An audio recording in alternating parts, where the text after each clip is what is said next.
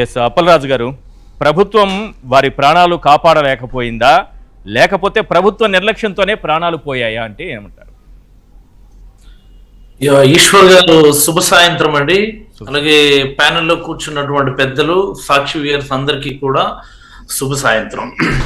ఏదైతే విశాఖపట్నంలో జరిగినటువంటి సంఘటన ఉందో ఇది దురదృష్టకరమైనటువంటి సందర్భం అయినప్పటికీ ప్రభుత్వాలుగా వాళ్ళ బాధ్యతలు ఏంటన్నటువంటి విషయాలను ఒకసారి ప్రజల ముందుకు తీసుకొని రావడానికి నేను ఈ రోజు ప్యానెల్లోకి రావడం జరిగింది. ఈశ్వర్ గారు, జనరల్ ఈశ్వర్ గారు, ఎప్పుడు కూడా జరిగేటటువంటి సందర్భం ఏంటంటే వేటకు వెళ్ళడం, సముద్రంలో ఉండగానే డిప్రెషన్ అనౌన్స్ చేయటం, లేకపోతే సైక్లోన్స్ అనౌన్స్ చేయటం వల్ల వాళ్ళు వేరే బోట్స్ కూడా జనరల్ గా తెలియదు అసలు. ఎలాంటి కమ్యూనికేషన్ వాళ్ళ ఫ్యామిలీ మెంబర్స్ కానీ అధికారులు కానీ ఇచ్చేటటువంటి పరిస్థితులు లేని సందర్భంలో కూడా మనము ట్రేస్ చేసి వాళ్ళని రెస్క్యూ చేసి తీరానికి తీసుకొచ్చినటువంటి సందర్భాలు అనేక సార్లు జరిగినాయి. గతంలో జగన్మోహన్ రెడ్డి గారు ముఖ్యమంత్రిగా ఉన్నప్పుడు, నేను ఫిషరీస్ మినిస్టర్ గా ఉన్నప్పుడు సుమారుగా విశాఖపట్నం తీరం నుండి చెన్నై తీరం నుంచి ఇన్ బిట్వీన్ 200 కిలోమీటర్ల దూరంలో చిక్కుకుపోయినటువంటి బోటును కూడా రెస్క్యూ చేసి తీసుకొచ్చినటువంటి సందర్భం ఉంది. అంటే మిస్ అయిపోయింది, సైక్లోన్ లో మిస్ అయిపోయి ఎటు వెళ్ళిపోయిందో తెలియదు, వాళ్ళకి ఇంకా ఇంజిన్ కూడా పనిచేసే పరిస్థితి లేనప్పుడు ఇన్ బిట్వీన్ 200 కిలోమీటర్ల దూరం వరకు కొట్టుకెళ్ళిపోయినటువంటి బోట్ విత్ అందులో ఉన్నటువంటి కళాశీలతో పాటుగా రెస్క్యూ చేసినటువంటి సందర్భం కూడా ఒకటి జరిగింది మాకు. ఇప్పుడు ఏంటంటే తీరానికి చాలా దగ్గరగా ఉంది ఇది. ఇప్పుడు వాళ్ళు వేరే బోట్స్ కూడా మనకు తెలిసిందే, వాళ్ళు ఫోన్ చేసి మేము ఇక్కడ దగ్గరలోనే ఉన్నాం, గంగవరం పోర్టుకి మేబీ విదిన్ 1 hour లో మేము వైజాగ్ వచ్చేస్తాం, గంగవరం తీరం దగ్గరలో ఉన్నాము అంటే వాళ్ళు మన విసినిటీలోనే ఉండి, మనకి దగ్గరలోనే ఉండి, వాళ్ళ వేరే బోట్స్ కూడా మనకి తెలిసి కూడా వాళ్ళు రెస్క్యూ చేసుకోలేకపోయామంటే ఇది ఖచ్చితంగా ప్రభుత్వం బాధ్యత వహించాల్సినటువంటి సందర్భంగా నేనైతే అభిప్రాయపడతా ఉన్నాను. ఇది మోస్ట్ ఇంపార్టెంట్ ఈశ్వర్ గారు. సెకండ్ థింగ్ ఏంటంటే ఇలాంటి సందర్భంలో all of A sudden rescue చేయగలిగే అవకాశం ఉందా లేదని చాలా మంది అనుకుంటూ ఉంటారు. ప్రభుత్వం ఏదో నేవీ హెలికాప్టర్లు ఇచ్చింది, లేకపోతే ఇండియన్ కోస్ట్ గార్డ్ షిప్లు ఇచ్చింది, పెద్ద ఎత్తున ఒక 72 గంటలు సూపర్ బీభత్సంగా సినిమా స్టైల్లో రెస్క్యూ ఆపరేషన్ చేపట్టింది కదా, ప్రభుత్వం తన బాధ్యత నిర్వహించింది కదా అని చెప్పి చాలా మంది అంటూ ఉంటారు. నేను ఒక్క విషయం చెప్తున్నాను ఈశ్వర్ గారు, బోట్ అన్నటువంటి దాన్ని ఐడెంటిఫై చేయటం అన్నటువంటిది క్షణాల్లో పని. ఇండియన్ కోస్ట్ గార్డ్ కి క్షణాల్లో అది పని. అంతేనా? క్షణాల్లో పని. ఇండియన్ కోస్ట్ గార్డ్ షిప్ లో నేను ట్రావెల్ చేశాను మా యూనియన్ మినిస్టర్ పురుషోత్తం రూపాల గారితో పాటుగా. Chennai to Nellore, Nellore to Kakinada, Kakinada to Visakhapatnam, Visakhapatnam to Gopalpur, ఒక 10 రోజులు సాగర్ పరిక్రమ కార్యక్రమం పెట్టుకొని మేము ఇండియన్ కోస్ట్ గార్డ్ షిప్ లో మేము ట్రావెల్ చేశాం. మేము అంటే అక్కడ హాల్ట్ ఇస్తూ వాళ్ళకి రాడార్ ఉంటుంది, వాళ్ళకి ఇండియన్ కోస్ట్ గార్డ్ షిప్ లో రాడార్ ఉంటుంది.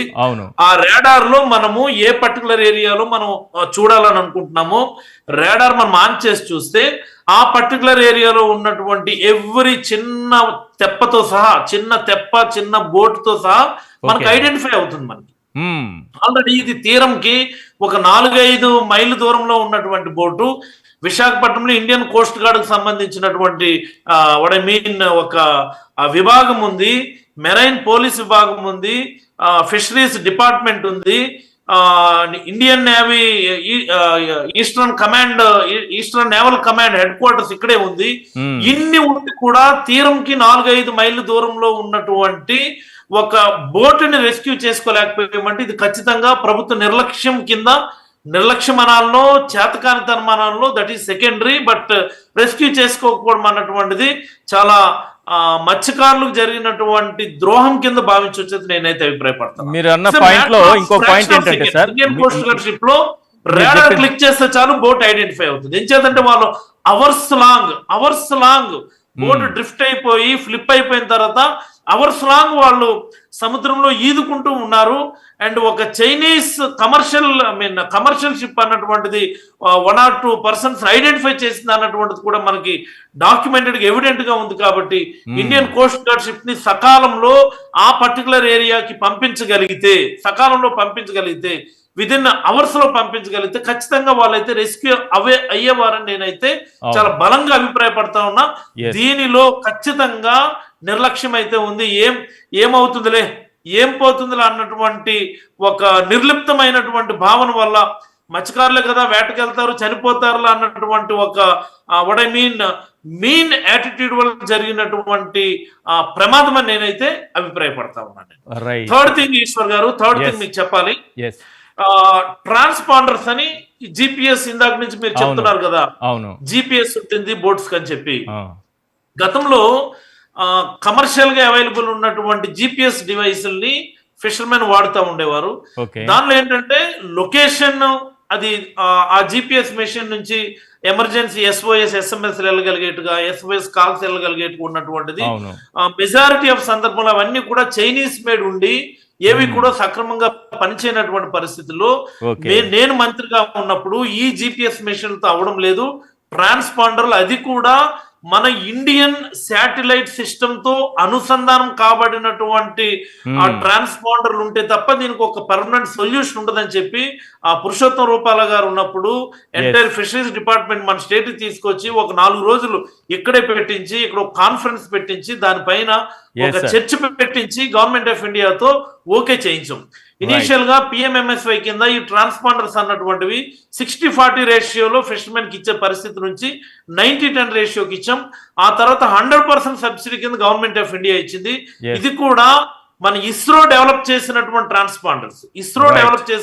ట్రాన్స్పాండర్సే నాభి మిత్ర అన్నటువంటి ఒక శాటిలైట్ తో అనుసంధానమై రియల్ క్రాఫ్ట్ అన్నటువంటి పోర్టల్ తో రియల్ టైమ్ లో మనం చూడగలిగేటటువంటి పరిస్థితి ఉంటుంది. ఏ బోట్ ఎక్కడుంది, ఈ ట్రాన్స్పాండర్ ఇన్స్టాల్ చేసినటువంటి బోట్ ఎగ్జాక్ట్ ఏ లొకేషన్ లో ఉన్నటువంటిది రియల్ టైమ్ లో మనం రియల్ క్రాఫ్ట్ పోర్టల్ అన్నటువంటి ఆ పర్టికులర్ వెబ్సైట్ లో, అంటే కన్సర్న్డ్ ఈ సెక్యూరిటీకి సంబంధించినటువంటి సైట్ లో మనం రియల్ టైమ్ లో కూడా మనం దాన్ని ట్రేస్ చేయగలిగేటటువంటి పరిస్థితి. ఇస్రో వాళ్ళే డెవలప్ చేశారు. టెక్నాలజీ మన దగ్గర ఉంది. కానీ ఒక చిన్న బ్రేక్ తీసుకుందాం. ప్రధానంగా హుదూద్ తుఫాను ఒంటి చేత్తో ఆపేసినటువంటి వ్యక్తి మనకు ముఖ్యమంత్రిగా ఉన్నారు. అలాగే మోంధా తుఫాను ఏ దిశలో వస్తోందో తెలుసుకుని దాన్ని ఎగిసి తంతే అది పక్క రాష్ట్రాలకి దిశ మార్చుకొని వెళ్ళిపోయినటువంటి పరిస్థితుల్లో అంత గొప్ప ముఖ్యమంత్రి, ఆ వ్యవస్థలను అంత చక్కగా మేనేజ్ చేసేటటువంటి ముఖ్యమంత్రి ఉన్నారే. కానీ GPS ఏమైంది? ఆటోమేటిక్ ఎమర్జెన్సీ అలర్ట్ సిస్టమ్ ఏమైంది? కనీసం మత్స్యకారులకి అక్కడ అల్పపీడనం ఏర్పడుతోంది, బంగాళాఖాతంలో ఈ విధంగా ఉండబోతుందనే సమాచారం కూడా ఇవ్వలేకపోయారా మా ముఖ్యమంత్రి గారు అనేది ఇంత టెక్నాలజీ గురించి మాట్లాడేటటువంటి మా ముఖ్యమంత్రి గారి దగ్గరే కోస్టల్ గార్డ్స్ ఉన్నారు, మెరైన్ విభాగం ఉంది, ఫిషరీస్ విభాగం ఉంది. వీటన్నిటిని అలర్ట్ చేయగలిగినటువంటిది సెకండ్స్లో ఎక్కడ పిడుగుపడుతుందో కూడా చెప్పగలిగేటటువంటి వ్యవస్థ మన దగ్గర ఉంటే ముఖ్యమంత్రి గారు మాటలకే పరిమితమయ్యారు. ఈ వ్యవస్థలన్నీ ఏమైపోయాయి? వాటిపైన క్లియర్గా మాట్లాడుకుందాం.